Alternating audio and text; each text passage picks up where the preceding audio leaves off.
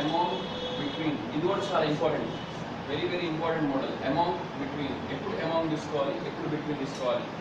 Suppose ఒక వస్తువు ఇద్దరు వ్యక్తుల మధ్య పంచడం జరిగితే, సపోజ్ కొంత ఆస్తి ఉంది, ఆస్తి ఇద్దరు కొడుకులకి పంచాడు, ఇద్దరు కొడుకులకి వాళ్ళ తండ్రి ఆస్తిని పంచితే బిట్వీన్, ఇద్దరి మధ్య అన్నప్పుడు బిట్వీన్ అనే ప్రిపోజిషన్ వస్తుంది. చాలా మంది మధ్య అన్నప్పుడు అమాంగ్ వస్తుంది. 10 మంది ఫ్రెండ్స్ ఉన్నారు, ఒక కేక్ కొని అందరూ కట్ చేసి 10 మంది పంచుకున్నారు. సో అట్లా చాలా మంది పంచుకుంటే, ఇద్దరు కంటే ఎక్కువ మంది మధ్య ఒక డిస్ట్రిబ్యూషన్ అనేది జరిగితే అమాంగ్ వస్తుంది. ఇద్దరి మధ్య, కేవలం ఇద్దరి మధ్య అన్నప్పుడు బిట్వీన్ వస్తుంది. బిట్వీన్ అనేది ఇంకా వేరే సిచ్యువేషన్లో కూడా వాడతాం. ఫర్ ఎగ్జాంపుల్, ఇందాక ట్రీ చూద్దాం.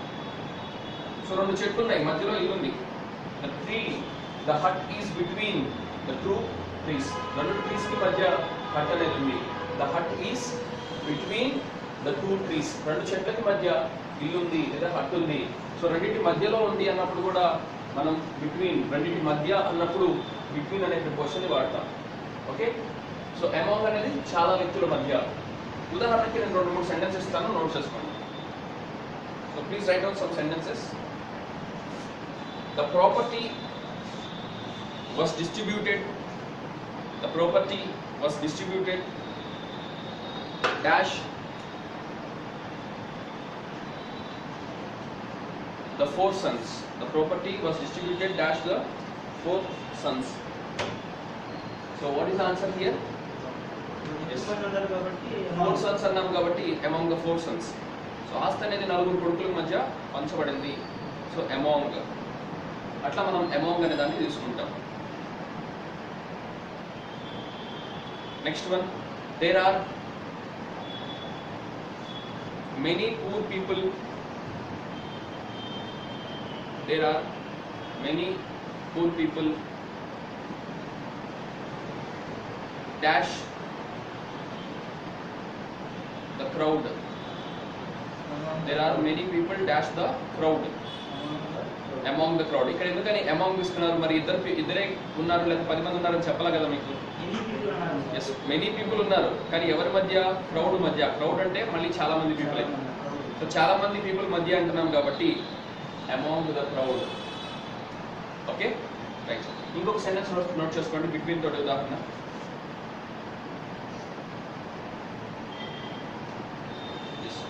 Our teacher distributed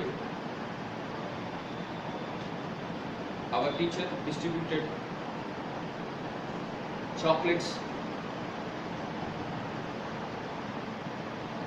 dash my friends.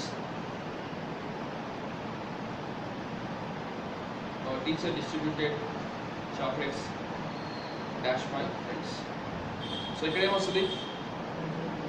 among వస్తుంది. ఎందుకని among వస్తుంది? ఫ్రెండ్స్ అన్నారు కానీ మరి ఇద్దరో ముగ్గురో చెప్పలేదు. అక్కడ ఏమని అజ్యూమ్ చేసుకోవాలి అంటే మోర్ దాన్ 2 ఉన్నారని మనం అజ్యూమ్ చేసుకోవచ్చు. Next one,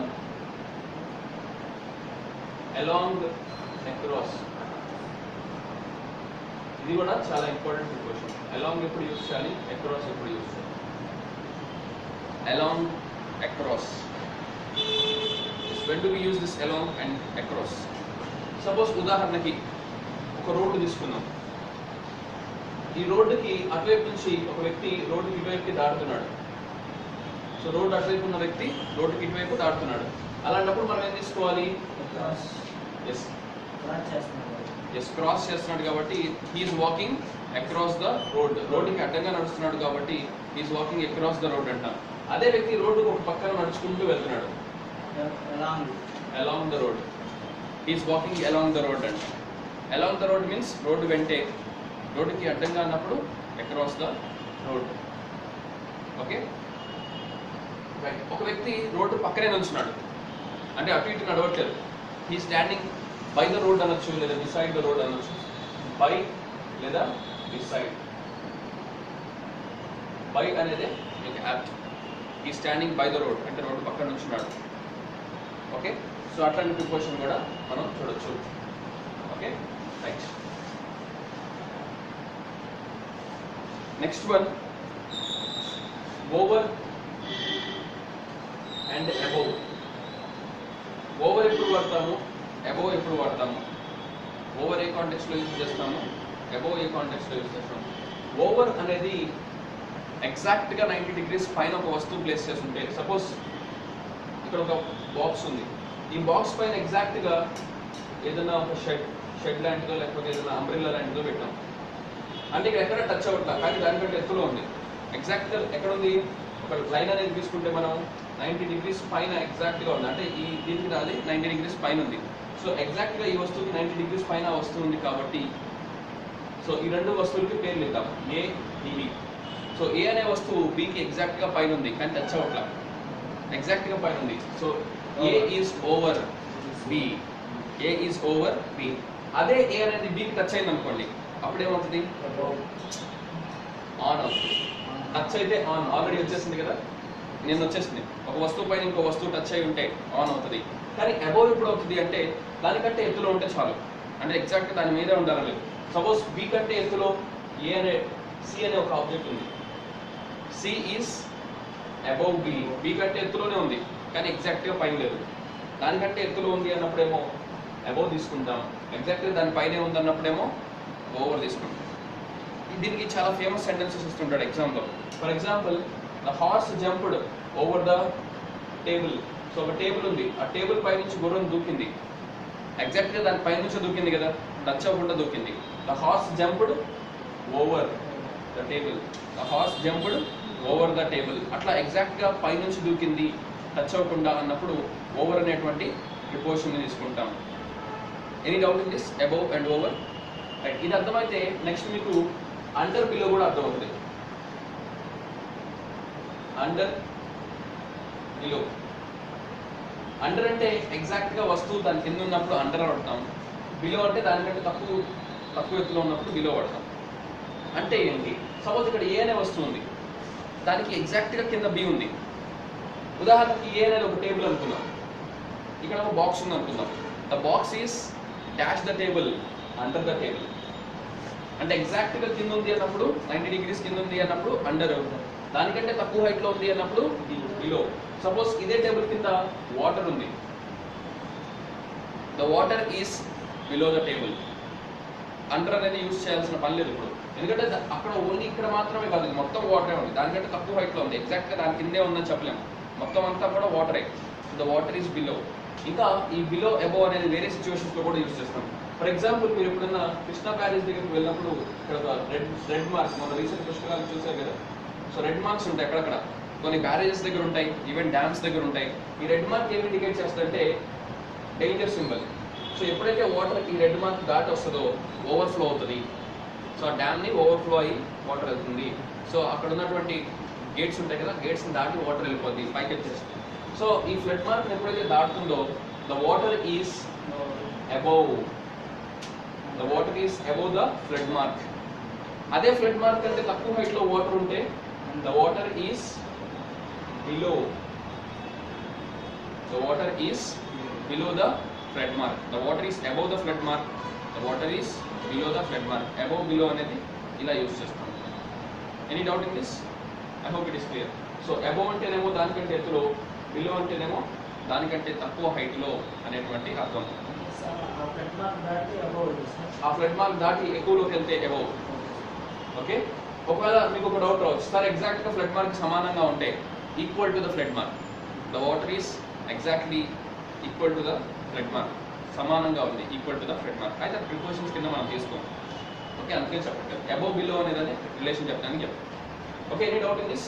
so above below, ఓవర్కి ఎగ్జాక్ట్గా ఆపోజిట్ అండర్, అబోవ్కి ఆపోజిట్ వచ్చినప్పటికి బిలో కింద తీసుకోవచ్చు. అర్థమవుతుందా?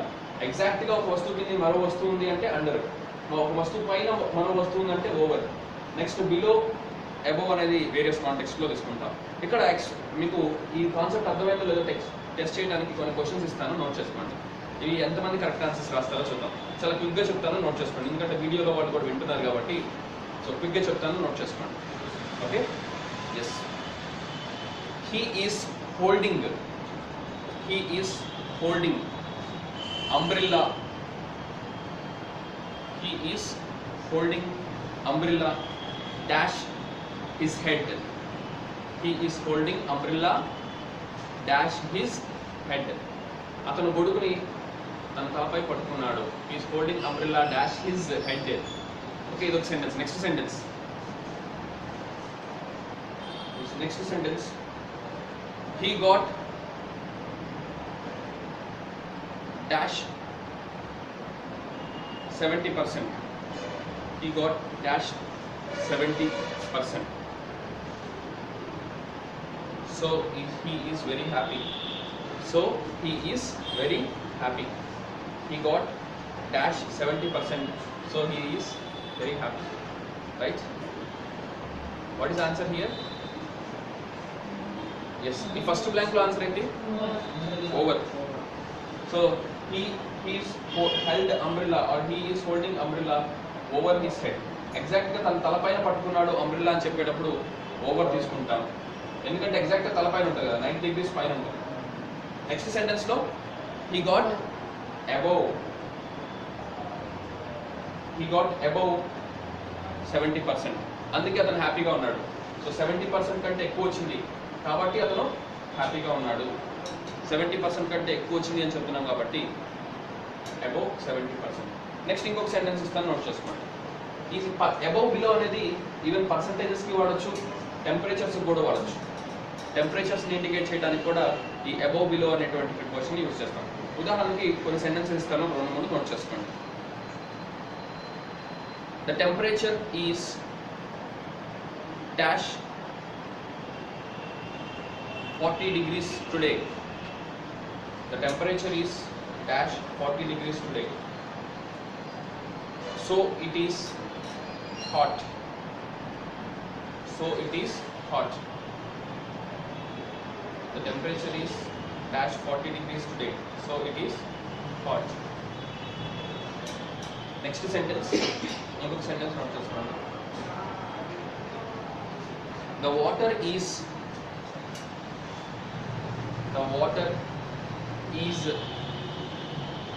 dash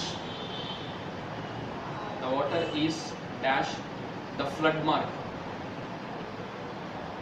ఫ్లడ్ మార్క్ అంటే ఇందా చెప్పాను కదా, ఇలాంటి మార్క్స్ ని ఫ్లడ్ మార్క్స్ అంటాం. సో అక్కడ ఫ్లడ్ మార్క్ అనేది ఇండికేట్ చేస్తుంది. ఫ్లడ్ అంటే వరదని ఇండికేట్ చేసేటువంటి mark, flood mark.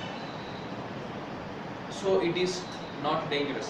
The water is dash the flood mark. So it is not dangerous. Anta haanemi ledu. The water is dash the flood mark. So it is not dangerous. Yes. Shall we see the answers? First sentence enti? Yes, the temperature is above 40 degrees. So it is very hot. 40 degrees kante ekkuva undi. 40 degrees it is greater than 40 degrees. Okay? So 40 degrees కంటే ఎక్కువ ఉంది అన్నప్పుడు, దీనికంటే ఎక్కువ ఉంది అన్నప్పుడు then we use above. Next one, the water is below the flood mark. So there is no danger. ఇక్కడ బిలోనే తీసుకోవాలి, above తీసుకోకూడదు. ఎందుకని బిలోనే తీసుకోవాలి? ఫ్లడ్ మార్క్ అంటే తక్కువ డిస్టెన్స్ లోనే వాటర్ ఉంది కాబట్టి డేంజర్ లేదు అని చెప్తున్నాం కాబట్టి there is no danger. So below. Next flood mark it is very dangerous అన్నారు అనుకోండి, దెన్ డెఫినెట్గా అబౌవ్ ద ఫ్లడ్ మార్కే తీసుకోవాలి. ఎందుకని ఫ్లడ్ మార్క్ దాటి ఉంది అంటే డేంజరే కాబట్టి అలాంటప్పుడు మనం అబౌవ్ తీసుకోవాలి. Next one more important relations is there related to this prepositions. ఇదివరకు అర్థమైంది కదా, ఇంకొన్ని ఇంపార్టెంట్ రిలేషన్స్ ఉన్నాయి, అవి కూడా రెగ్యులర్గా ఎగ్జామ్లో అడుగుతుంటాడు. అవి ఏంటో చూద్దాం. ఎట్కి, టూకి, టువర్డ్స్కి. At, to, towards. So what is the relation between at, to and towards? At ki, to ki, towards ki మధ్య రిలేషన్ ఏంటి? at అనేది ఎగ్జాక్ట్ గా సపోజ్ దీన్ని అర్థమయ్యేట్టు చెప్పడానికి ఒక బొమ్మ తీసుకుందాం. ఇద్దరు వ్యక్తులు ఉన్నారు అనుకుందాం. ఏ అనే వ్యక్తి బి అనే వ్యక్తికి ఒక స్టోన్ ని విసిరేశాడు, లేదా ఒక బాల్ ని విసిరేశాడు. ఏ ఇంటెన్షన్ తోటి? క్యాచ్ పట్టమని. ఏ బి బాల్ విసిరేశాడు, ఏ బికి బాల్ విసిరేశాడు. ఏ ఇంటెన్షన్ తోటి? క్యాచ్ పట్టాలి అనే ఉద్దేశంతో. So A threw ball to B, to తీసుకోవాలి. ఏ అనేవాడు బికి బాల్ విసిరేశాడు. So A is throwing ball dash B. ఇక్కడ 2B తీసుకోవాలి. ఏ ఇంటెన్షన్ తోటి వేసినట్టు? క్యాచ్ పట్టమనే ఉద్దేశంతో వేసినట్టు. అదే ఏ అనే వ్యక్తి బాల్ విసిరేశాడు, అది బికి దెబ్బ తగలాలని, బికి క్యాచ్ పట్టమని కాదు, బి తలకో కాలుకో దెబ్బ తగలాలని విసిరేశాడు. అప్పుడేం తీసుకోవాలి? At. A is throwing ball at B. At B అంటే దాని అర్థం ఏంటి? దెబ్బ తగలాలి అని వేస్తే, suppose for example A ball విసిరేశాడు, అది బీని రీచ్ అవ్వలేదు లేదా బీని దాటి వెళ్ళిపోయింది టువర్డ్స్, అంటే బీ ఉన్నటువంటి డైరెక్షన్లో వేశాడు కానీ ఆ బీని రీచ్ అవ్వలేదు లేదా బీని దాటి వెళ్ళిపోయింది. ఆ డైరెక్షన్లోనే వేశాడు కానీ బీని రీచ్ అవ్వలేదు, బీని బీకి తగలాలని కూడా వేయలేదు, అసలు ఆ డైరెక్షన్లో వేశాడు అంతే, టువర్డ్స్. అప్పుడు టువర్డ్స్ అనేటువంటి ప్రిపోజిషన్ తీసుకుంటాం. అర్థమైందా రిలేషన్? ఇద్దరు వ్యక్తులు తీసుకున్నప్పుడు తగలాలని ఇంటెన్షన్ తోటి వేస్తే ఎట్, క్యాచ్ పట్టాలని ఇంటెన్షన్ తోటి వేస్తే టు, ఆ డైరెక్షన్లో విసిరేస్తే towards. So A threw ball towards B. Okay, so ఇట్లా మనకి తీసుకుంటాం. Any doubts in this? Okay, దీని మీద కొన్ని సెంటెన్సెస్ ఇస్తాను, నోట్ చేసుకోండి. Please note down some sentences. Dhoni is throwing ball. Dhoni is throwing ball dash. Dhoni is throwing ball dash Harbhajan Singh. Dhoni is throwing ball dash Harbhajan Singh. Okay, next ఇక్కడ ఏమొస్తుంది? Two. ఎందుకని? Dhoni ball విసిరేశాడు Harbhajan Singh, ఏ intention తోటి వేస్తాడు? గ్యారంటీగా catch పట్టమనే వేస్తాడు, దెబ్బ తగలాలని వేడి కదా. So to. Right, next sentence. Kohli, Virat Kohli. Okay, అయితే విరాట్ అని రాసుకోండి. So Virat Kohli is throwing ball dash wickets. Wickets లేదా stumps. Virat Kohli is throwing ball dash stumps. So ఇక్కడ ఆన్సర్ ఏమొస్తుంది? ఎట్. ఏ ఇంటెన్షన్ తోటి వేస్తాడు? స్టెమ్స్కి తగలాలి. సో స్టెమ్స్ క్యాచ్ పట్టాలని నేడు లేదా స్టెమ్స్ని దాటి వెళ్ళాలని నేడు, గ్యారంటీగా వేస్తే స్టెమ్స్కి తగలాలనే వేస్తాడు కాబట్టి ఎట్. ఓకే, ఇట్లా మనం తీసుకోవచ్చు. ఇంకొక సెంటెన్స్ రాసుకోండి. The ship is sailing. The ship is sailing dash south.